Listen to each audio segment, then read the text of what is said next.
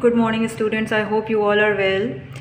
We are continuing with the same exercise where we left before the winter break. We left on question number, we were doing exercise 6A. We did a few questions from your book, 2 questions from your book, that is 2 and 3. And then rest of the questions I had given you examples.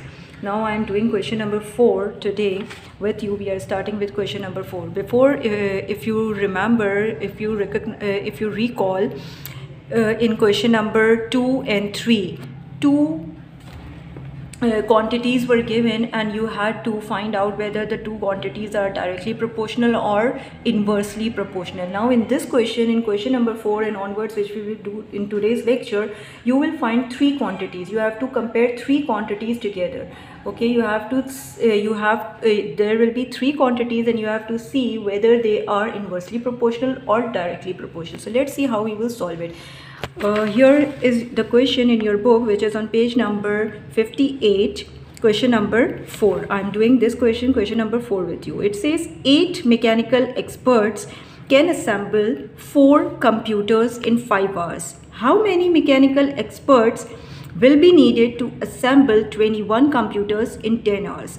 First step, likewise we did in question number 2 and 3, will be to identify what things they had given in the question, what is the data of the question, and write down the data according to it. So I can see terms mechanical experts, I can see computers, and I can see hours. It means time.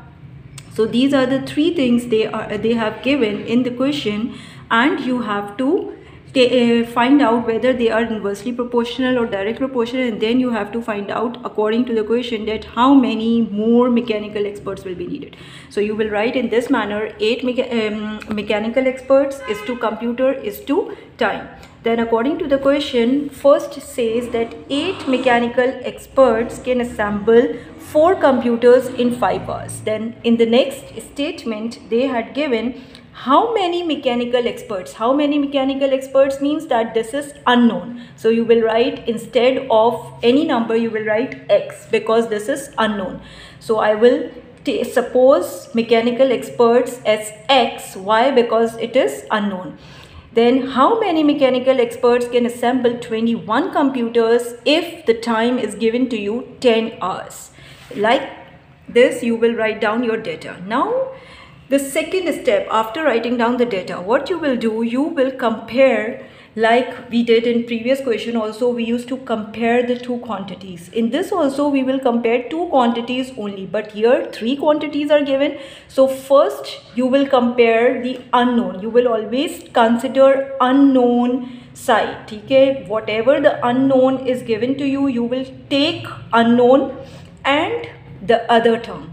Mechanical experts and computer I will compare first, and then I will compare mechanical experts and time.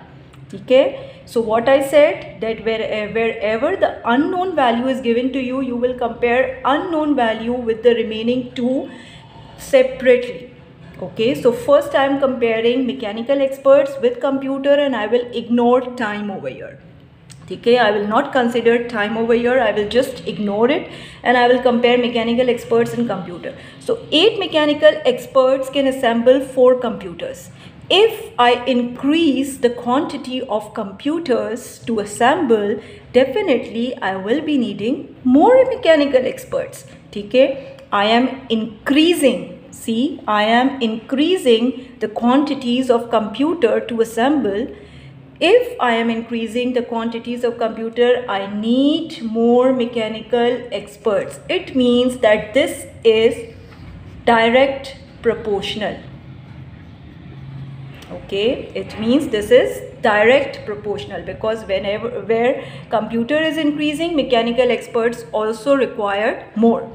Okay, now I will compare mechanical experts and time, and I will totally ignore computer. I will not look at computer. I will ignore it. I will feel that this is not the part of the question.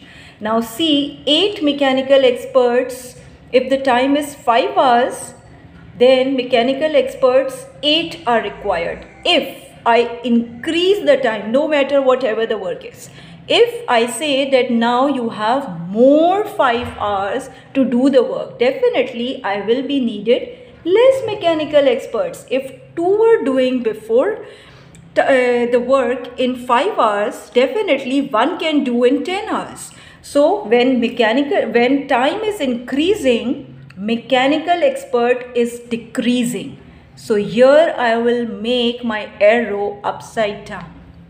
Okay, to show inversely proportional, I show the arrows also inversely, so that I remember that this and this are inversely proportional. You can write down also in this manner if you want to, but do this thing with pencils. Okay, do not use pen for this. Inverse proportional, because when I increase the time, mechanical experts will be required less. So likewise, I will write down the same data. Okay, I will write down this in the same manner as I used to write in question number 2 and 3. More experts, more computers, more experts, more computers. So it is direct proportion. Less experts, more time. Time is increasing, experts will be required less. So it is inverse proportion. Now I will write down the sum. I will make my sum. So you know that whenever it is direct proportional, I do not change the position. So 8 is to x. Therefore, I am considering A part first. Okay, suppose this is A part and this is B part. So I am writing for the A part first. 8 is to x. Therefore, proportion 4 is to 21. Since they were direct proportional, so I did not change the position. Now I will write for the second part, this mechanical experts and time. 8 is to x. I am not changing the position for this. But yes, when I will write this, I will change the position because this is inverse proportion. And do not forget, when it is inversely proportional, you change the position. So now you will write 10 is to 5. Okay, same thing will be done. Okay, see, same thing will be done. This is extreme and this is mean. Nothing is changed. But here 2 lines are given, so I will write down the values in this manner. Look carefully how I am writing. Product of extreme is equals to product of mean. I did not write completely because I do not have a space, but you will write completely. The formula is product of extreme is equals to product of mean. First I will look at the extreme positions. Extreme positions में मेरे पास क्या क्या है? Which numbers I have? I have 8. Okay. I have 21. And if you look at down, it is 5. This 8 I will not write because it is common. So I will write only one time. Okay. So extreme में I have 8. Multiply by 2 multiply by 5. This is written is equals to. Now I will look at mean. So I have x, 4 and I have 10. I will not write x again because this is common. So x multiply by 4 multiply by 10. This is written. Now the sum has formed. Now you will just solve it. So